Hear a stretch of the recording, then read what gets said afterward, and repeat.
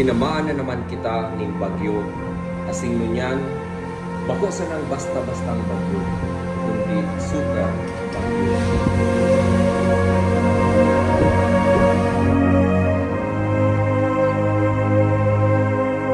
Linampaso ni Rolly ang satong mga pananom, pati harong ang satuyang mga kahoy nagkapurukan, asin ang sa indang mga bunga nagkararata. Ang satong mga paroy na madali ng anihon nagkaharapla, asin ang satuyang mga kabatagan nagdarapla.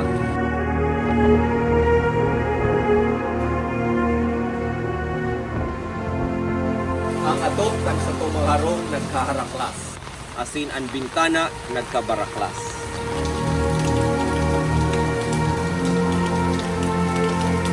Kung nangyari ini sa satong sadiring harong, nangyari man ini sa harong kan sa tuyang Diyos.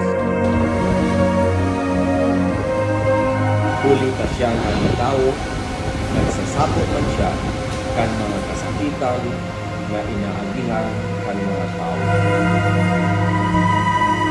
Yan ang istorya kan satong simbahan. Natuklapan man siya ni atong. Linalong man ang sa iyong bintana, linapas man ang sa iyong mga pintuan,